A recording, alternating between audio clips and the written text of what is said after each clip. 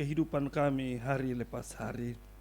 Terima kasih Bapa, dalam nama Kristus kami berdoa. Amin.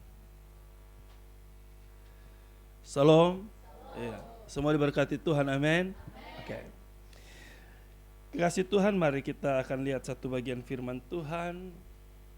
Lukas 11.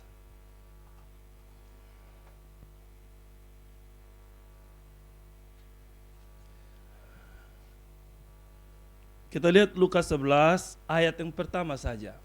Lukas 11 ayat 1. Ya, Lukas 11 ayat yang pertama, hal berdoa.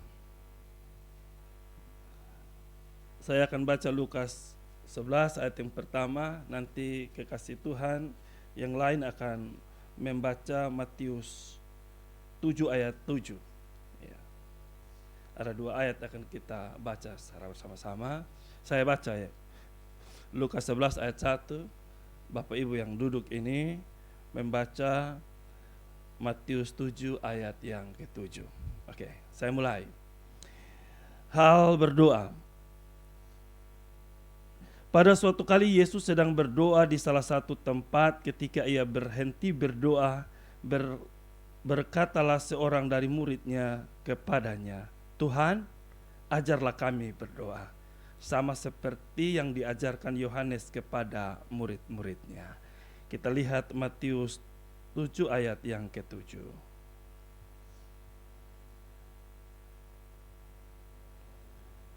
Kalau kita sudah dapat, kita mulai Matius 7 ayat yang ke-7. 2, 3. Mintalah, maka akan diberikan kepadamu. Carilah, maka kamu akan mendapat. Ketoklah, maka pintu akan dibukakan bagimu.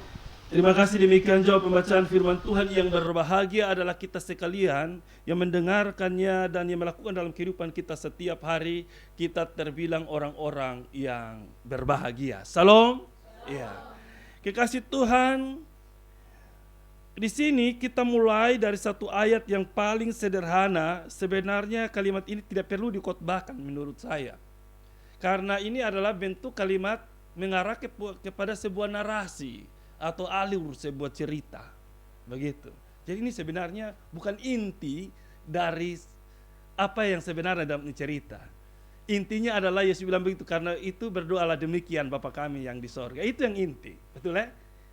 Tapi kenapa saya tertarik dengan narasi pernyataan ini, ajarlah kami berdoa. Ini yang perlu kita tahu. Kemudian kekasih Tuhan, ternyata bahwa tulisan itu ada pada Matius pasal 6, pada Matius pasal 6 berbicara tentang hal berdoa juga di hal yang sama, kekasih Tuhan. Bahkan hal berdoa ini pun diceritakan begitu sangat luar biasa tentang hal berdoa. Seperti yang saya katakan tadi bahwa saya tertarik dengan kalimat ini. Tuhan, ajarlah kami berdoa. Temanya atau judulnya yang diberikan oleh Lai adalah hal berdoa. Dikasih Tuhan, maka saya mau bilang ini penting. Begitu pentingnya kalimat ini sampai dia bilang begini, Tuhan, ajarlah kami berdoa sama seperti yang diajarkan Yohanes kepada murid-muridnya. Ternyata sebelum Yesus mengajarkan doa kepada para murid, Yohanes juga pernah mengajarkan doa kepada murid-muridnya. Kenapa kekasih Tuhan? Doa begitu luar biasa, doa begitu penting. Karena dalam sebuah tatanan ibadah doa paling dominan, betul ya? Kita dari rumah sudah datang kita berdoa, sampai sini kita berdoa. Kemudian kita doa pembukaan, doa 3 beban, doa firman, selesai firman kita berdoa lagi, doa syafaat lagi, mau pulang kita berdoa lagi, sampai di rumah kita berdoa. Doa begitu mendominan di semua struktur kehidupan kita. Amin, kasih Tuhan. Nah, ternyata pada suatu waktu Yesus berdoa, tidak dijelaskan Yesus berdoa di mana, tapi Yesus berdoa selesai. Dan Yesus terbiasa dengan hal berdoa. Ini menarik sekali kekasih Tuhan. Kemudian menarik respon para murid. Tuhan, ajar kami berdoa. Wow, ajar kami berdoa. Dia tidak bilang, Tuhan, ajar kami bernyanyi. Sekalipun mungkin bernyanyi juga penting. Amin. Gitu. Tapi yang dia minta di sini adalah ajar kami berdoa. Maka saya kasih tema doa. Dalam penulisan kata doa hanya 3 huruf saja. Dari 3 huruf ini, dia terdiri satu kata saja, doa, selesai. Dia satu kata saja, doa, selesai. Tapi dari kata doa ini kalau diselipkan satu konsonan S, maka akan jadi dosa. Perhatikan, doa, selip satu konsonan huruf S jadi dosa. Dengan demikian kekasih Tuhan, ketika kita tidak berdoa, berpotensi kita jatuh dalam dosa itu lebih cepat. Amin, kekasih Tuhan. Nah kalau kita ada berdoa begini, iblis akan pernah masuk. Tapi kalau sejalan-jalan itu potensi melakukan dosa ada. Maka hari ini kita akan belajar tentang doa. Doa yang benar seperti apa. Mari kita lihat doa yang benar, kekasih Tuhan. Ketika saya baca kitab Yakobus pasal 4 ayat yang ketiga, Yakobus pasal 4 ayat yang ketiga bunyinya bilang begini, kekasih Tuhan.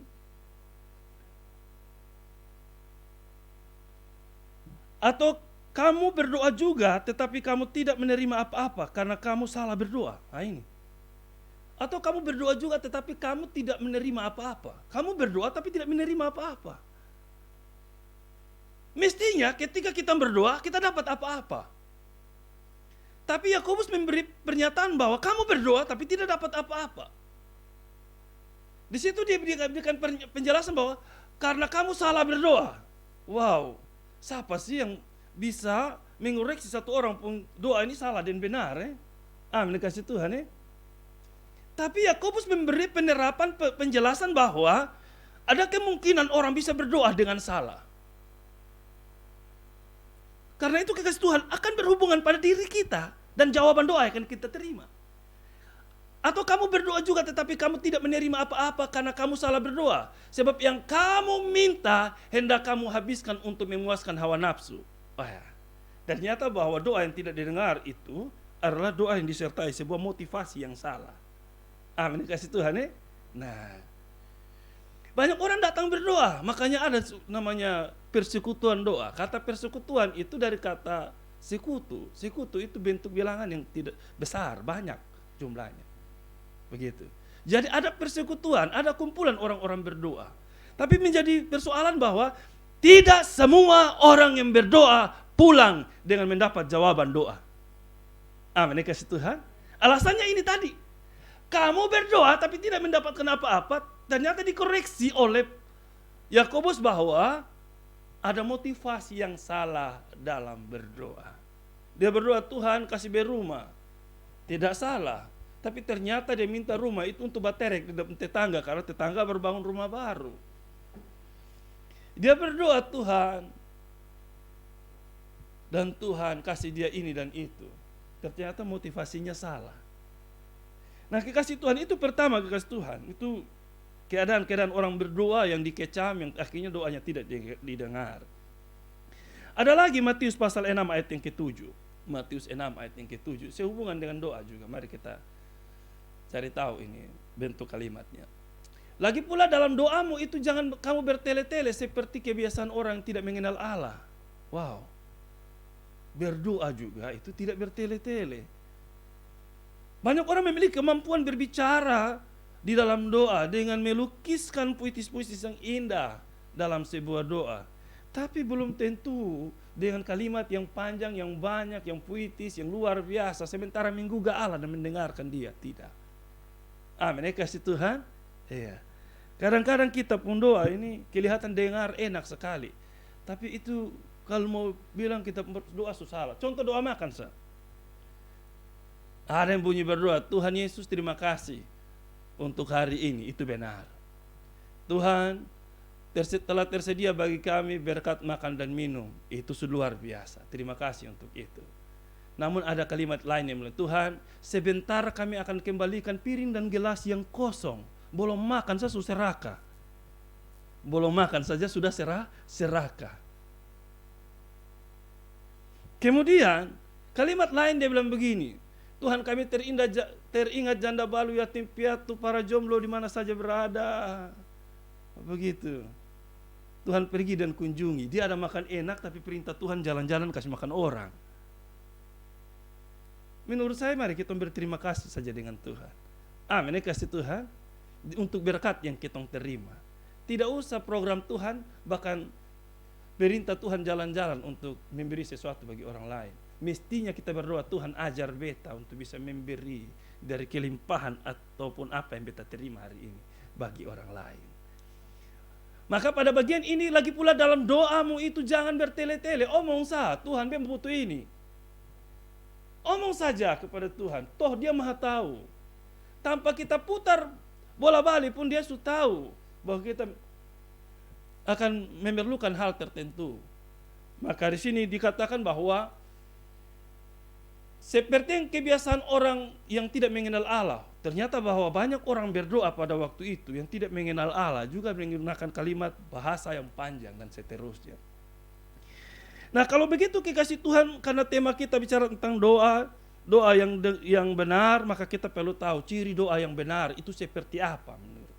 Nanti Bapak Ibu bisa kembangkan khotbah ini lagi. Ciri doa yang benar itu seperti apa? Mari kita lihat baik-baik. Amsal pasal 15 ayat 29 bilang begini. Amsal yang ke 15 ayat 29.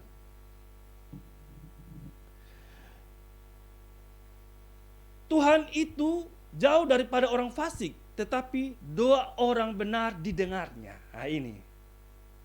Doa yang didengar itu adalah doa dari orang benar. Amin, kasih Tuhan. Maka ketika kita menghampiri hadirat Tuhan, pastikan hidupmu benar.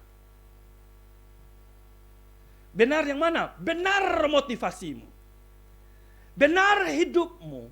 Dan berjumpalah dengan Allah dalam doamu. Kenapa? Karena Tuhan itu jauh daripada orang fasik. Yang berdoanya bertele-tele. Yang doanya terlalu putar-putar.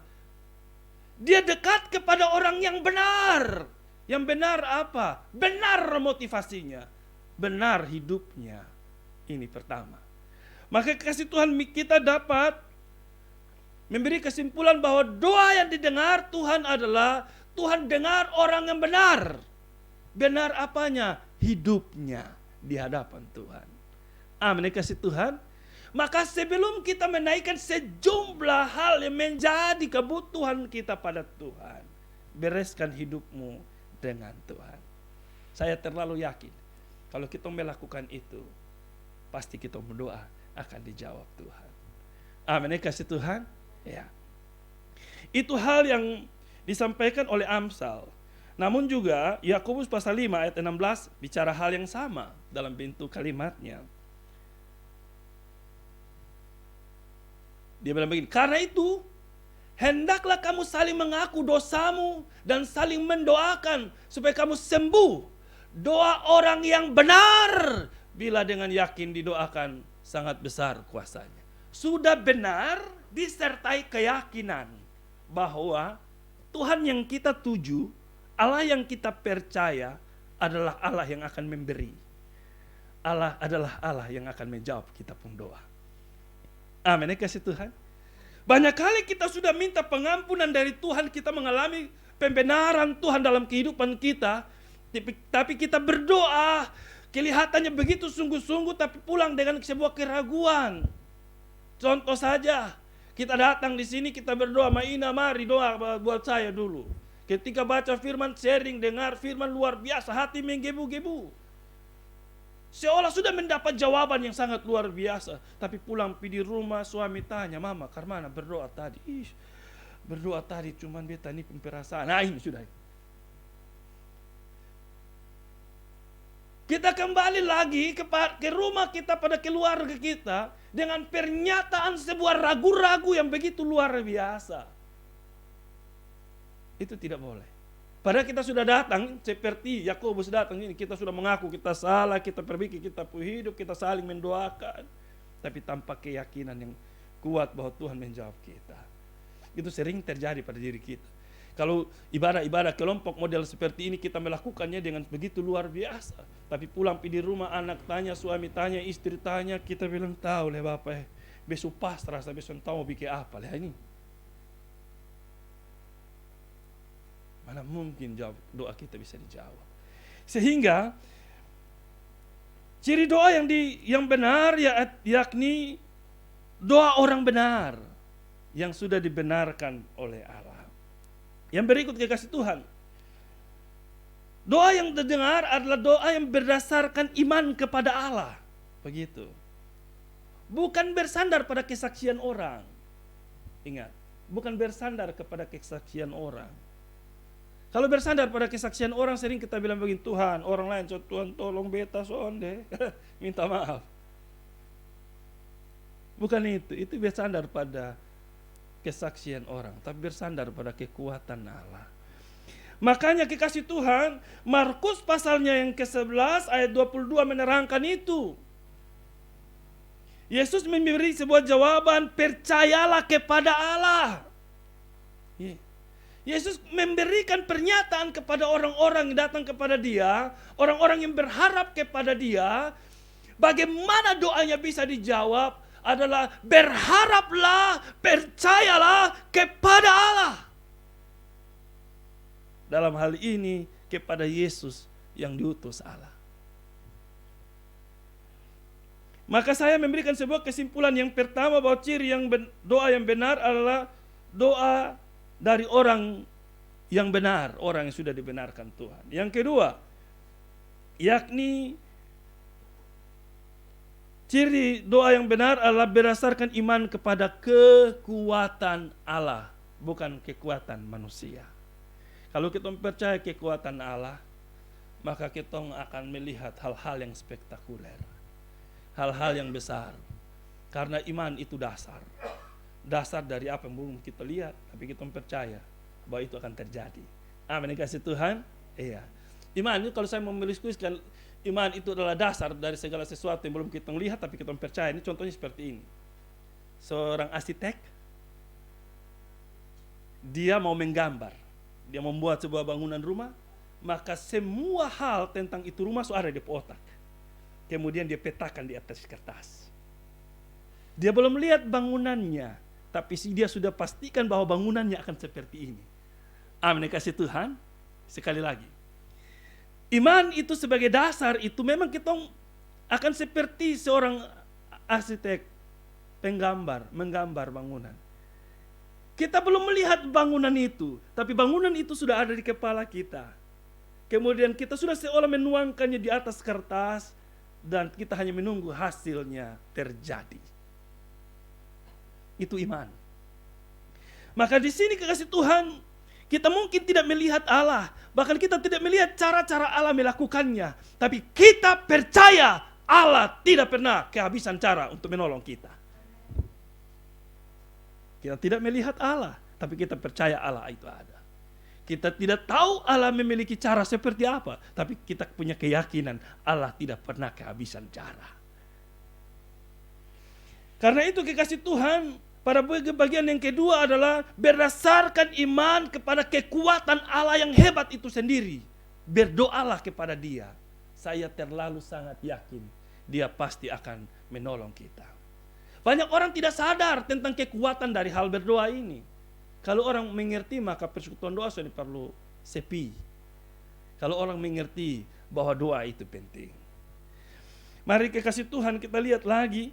Matius 21 ayat 22 bilang begini, kasih Tuhan. Dan apa saja yang kamu minta dalam doa, dengan penuh kepercayaan kamu akan menerimanya. Nah ini kekasih Tuhan. Dan apa saja, gitu ya kekasih Tuhan, apa saja.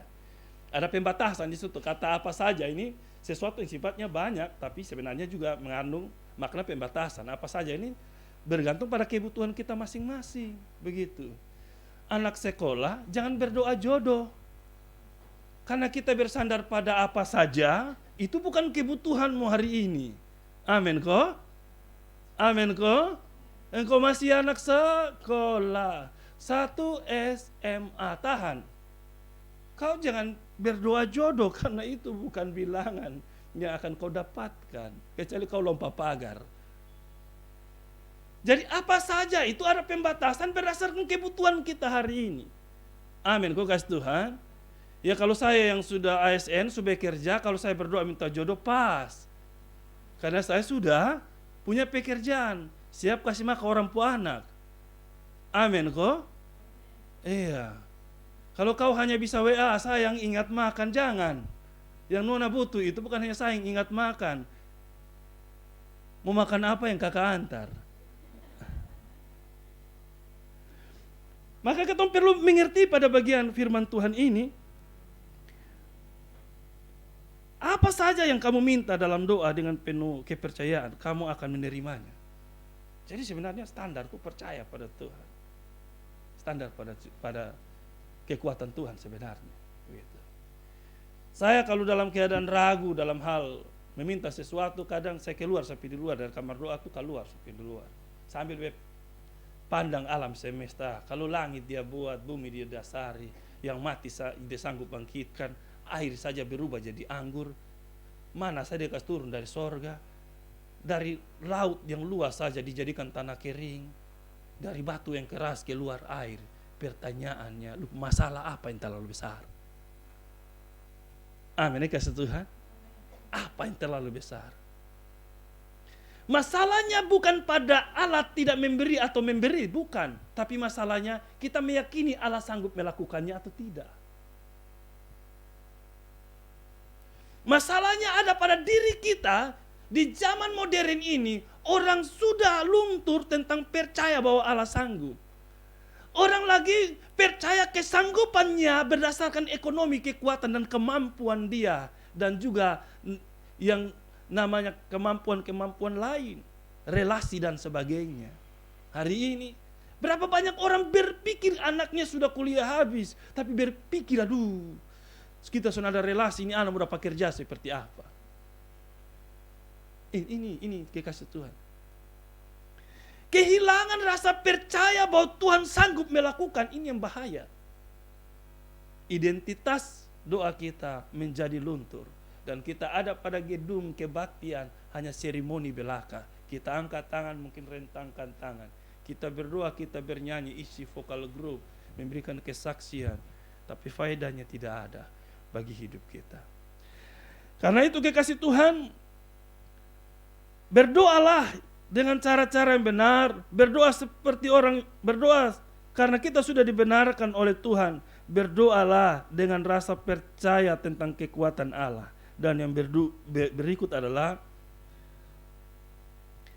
Markus pasal 11 ayat 25. Markus 11 ayat 25. Dan jika kamu berdiri untuk berdoa, begitu. Dan jika kamu berdiri untuk berdoa, ampuni dahulu sekiranya ada barang sesuatu dalam hatimu terhadap seseorang, supaya juga Bapamu yang di sorga mengampuni kesalahan-kesalahanmu. Kekasih Tuhan, ini berhubungan dengan doa. Ternyata bahwa doa dijawab Tuhan itu juga disertai dengan pengampunan kepada orang lain.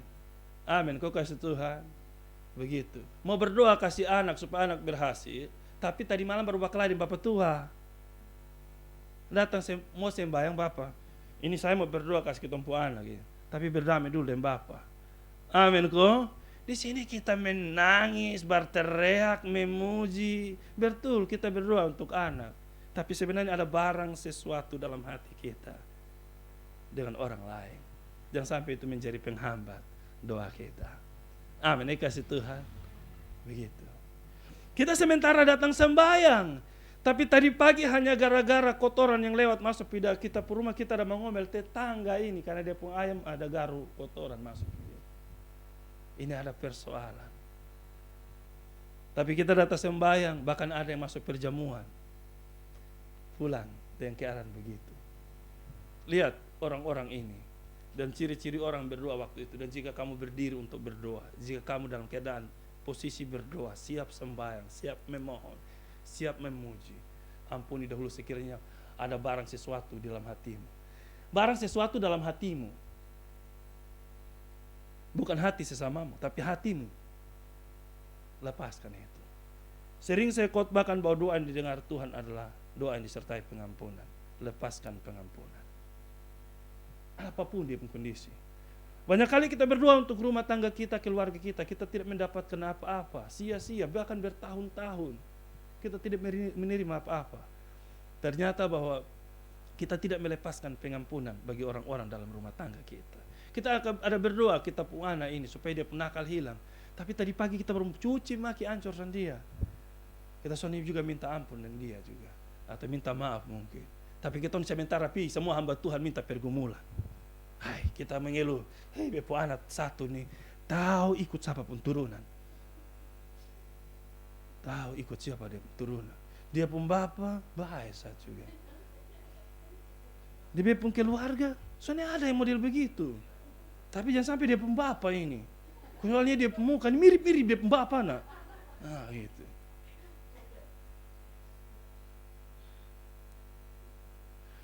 Kekasih Tuhan, mari kita kembali bahwa inilah doa yang benar. Doa yang disertai pengampunan kepada orang lain. Amin, aku kasih Tuhan. Ya. Mari kita merefleksi kita punya berdoa. Yang berikut lagi Filipi 4 ayat yang ke-6. Kita lihat Filipi 4 ayat yang ke-6. Janganlah hendak kamu khawatir tentang apapun juga, tetapi nyatakanlah dalam segala hal keinginanmu kepada Allah dalam doa dan permohonan dengan ucapan syukur. So, di dalam doa, permohonan itu dinaikkan, jangan lupa ucapan syukur. Kata ucapan syukur itu sama dengan kata terima kasih. Bahkan ayat-ayat yang lain, setelah kau berdoa, kau percaya bahwa seolah-olah engkau sudah menerimanya. Kekasih Tuhan, berdoalah dengan ucapan syukur, sekalipun kenyataannya belum ada. Amin, kasih Tuhan. Saya pernah berdoa cukup lama, 7 tahun ini untuk kuliah. 7 tahun untuk kuliah itu berdoa sah. Tapi belum lihat itu beta akan di universitas mana, saya tahu. Tapi 7 tahun kemudian benar beta kuliah. Kemudian beta berdoa untuk dapat kerja. Dari 7 tahun itu kuliah 4 tahun. Beta berdoa 2 tahun lah. 2 tahun berdoa. Beta justru tahu akan ada di mana. Tapi puji Tuhan, berdoa dengan hamba Tuhan bilang lu akan ada di tempat seperti ini. Betul. Saya ada. 2 tahun kemudian saya dapat pekerjaan. Bergumul mulai tidak lama, 7 tahun lagi untuk diangkat jadi ASN. Sudah diangkat jadi ASN, butuh lagi 1 tahun supaya SK keluar lagi. Weh lama. Dari semuanya itu beta mengerti bahwa Tuhan sudah pernah gagal, bahkan Tuhan sudah pernah terlambat. Dia tepat pada waktunya. Berikan kemuliaan bagi nama Tuhan. Kita kembali pada ayat yang kita baca tadi, yakni Matius 7 ayat yang ke-7. Ada 3 kata perintah di situ yang perlu kita pahami. Carilah, ketuklah. Mintalah, carilah, ketuklah. Perhatikan ini kalimat perintah. Ingat, doa itu perintah, bukan keinginan kita. Doa itu perintah, bukan keinginan kita. Ayat ini lahir ketika begitu banyak orang dalam keadaan ragu-ragu tentang berdoa, tentang percaya kepada Yesus. Dan Yesus tampil dan mengatakan begini, mintalah, carilah, ketuklah. Dalam bunyi kebenaran firman Tuhan ini pada Matius pasal 7 ayat yang ke-7 tadi berkata begini, mintalah maka akan diberikan kepadamu, carilah maka kamu akan mendapat, ketuklah maka pintu akan dibukakan bagimu. Kalimat ini merupakan sebuah perintah dan juga sebuah jaminan. Ketika kau minta pasti kau akan mendapatnya, akan menerima. Ketika engkau ketuk pasti akan dibukakannya. Ketika engkau cari kau akan menemukannya. Kekasih Tuhan, mari kita lihat 3 kata perintah ini, kalimat ini. Mintalah, carilah, ketuklah. Kenapa harus pakai kata minta? Minta berarti kita menyadari kebutuhan kita. Amin, kasih Tuhan. Kita minta karena kita menyadari kebutuhan kita hari ini.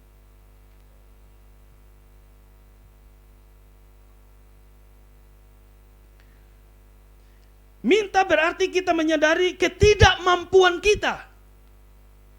Kita minta karena kita menyadari bahwa kita punya kebutuhan. Dan kebutuhan itu akan dijawab oleh Tuhan. Kenapa? Karena Dia pemberi hidup. Dia yang melaksanakan seluruh kehidupan di bumi ini. Bukankah kita hadir ini atas kehendaknya? Karena kita bilangan orang yang percaya akan Dia, Dia bilang minta. Kenapa kita minta? Karena dengan meminta kita menyadari akan kebutuhan kita akan dipenuhi oleh Allah. Dengan kita meminta berarti kita menyadari ketidakmampuan kita dalam hal-hal yang begitu banyak. Maka kita butuh Tuhan. Minta juga sementara menjelaskan bahwa kita berharap kepada kekuatan Tuhan, bukan kekuatan yang lain. Karena itu, minta, jangan takut. Minta saja. Hal dijawab atau tidak bukan kita urusan. Minta dulu. Tuhan yang melakukannya. Sebagai orang yang sudah dibenarkan oleh Tuhan. Sebagai orang umat tebusan Tuhan. Saya punya alasan ketika saya meminta. Alasan saya sederhana. Kalau ketika saya meminta dengan Tuhan. Kalau dia punya kerelaan mati untuk beta, menebus beta pendosa, masakan beta minta pekerjaan dia sudah kasih. Amin, kasih Tuhan Karena ada yang lebih besar dari itu semua, yakni pengorbanan lebih besar dari pekerjaan. Dia lakukan.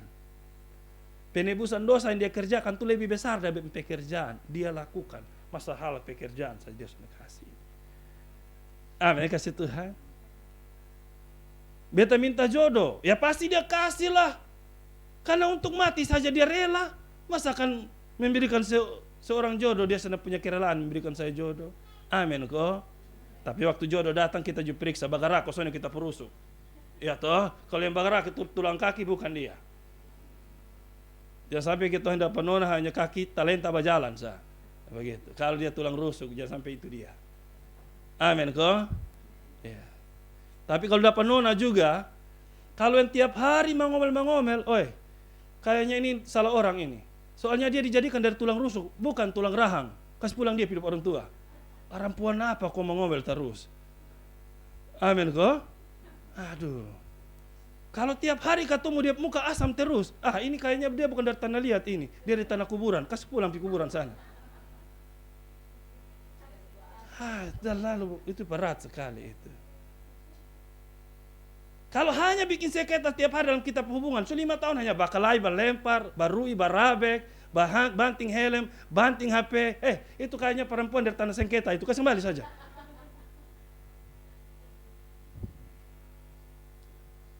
Halo? Iya. Kalau kita yang dijadikan dari tanah hitam ke beta begini, cari yang ada tanah putih sedikit kakak supaya kelihatannya warna agak berubah sedikit.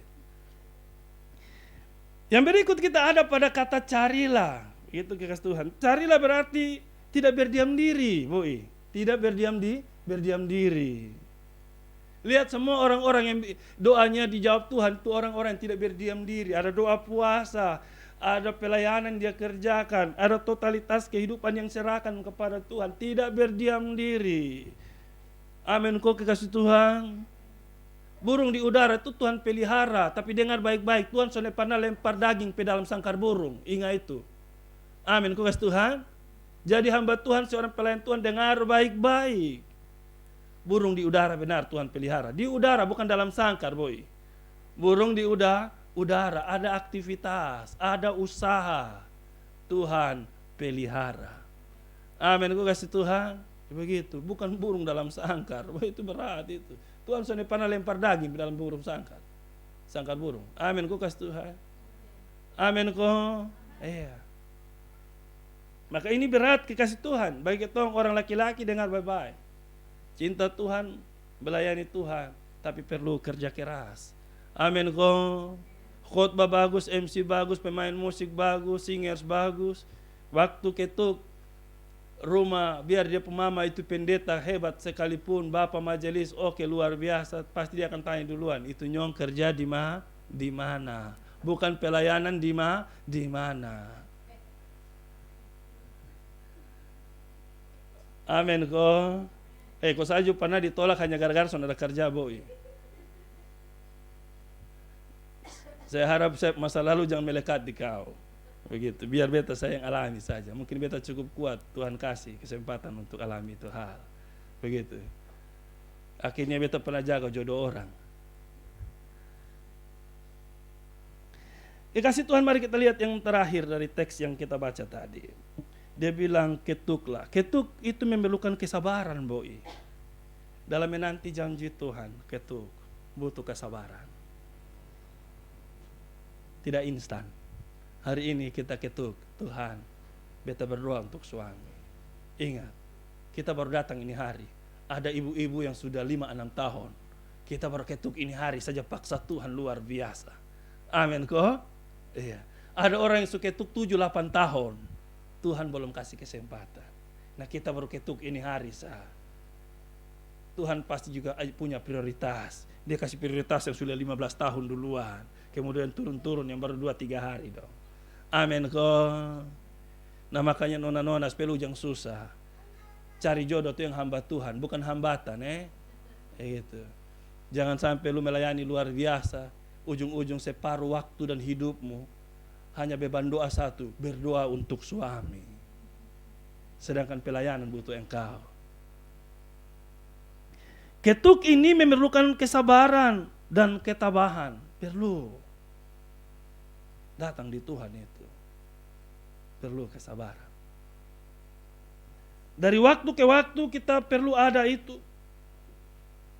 Mari kita lihat Roma 12 ayat 12 sebagai penjamin kata ketuk tadi itu. Waktu ketuk, ini ketuk dalam keadaan apa? Mari kita lihat. Roma 12 ayat 12. Bersukacitalah dalam pengharapan. Ketuk dalam sukacita. Dalam pengharapan. Sabar dalam kesesakan. Bertekunlah dalam doa. Ketuk terus tapi dalam keadaan sukacita. Ketuk dalam keadaan sukacita. Terus sabar. Terus dalam itu keadaan, sekalipun dalam keadaan sesak. Makin berdoa kok dia tambah foe. Ini kadang-kadang bikin sesak juga. Ini yang orang alor bilang ini sudah apa atau tidak. Bertekun dalam keadaan kita sebagai orang-orang berdoa. Ketuk adalah tindakan yang berulang-ulang, bukan satu kali. Beda ketok dengan toki. Nah, begitu. Ketuk itu maknanya berulang-ulang. Amin. Kau kasih Tuhan. Jadi jangan bosan. Kalau baru berdoa ini hari, dapat di Maina persekutuan doa hal yang sama. Besok lagi ada ketemu di pelayanan yang sama, doa lagi, doa lagi. Jangan pernah berhenti sampai kita menemukan jawaban Tuhan dalam ketumbuh hidup. Sudah temukan baru bilang Tuhan terima kasih. Dan sudah temukan dan dapatkan dan memberi kesaksian kepada semua orang bahwa Tuhan sudah pernah gagal. Amin. Aku kasih Tuhan. Kalau dia izinkan beberapa waktu kita bergumul, itu karena dia sementara mau kita lebih dekat bicara banyak dengan dia. Amin. Aku kasih Tuhan. Biarlah firman Tuhan hari ini akan menolong kita. Inilah doa yang didengar Tuhan. Mari beri hidupmu bagi Tuhan. Ubah kehidupan dan motivasi doamu. Pastikan bahwa Tuhan akan menjawab seluruh pergumulan kehidupanmu hari ini dan seterusnya. Amin untuk firman Tuhan.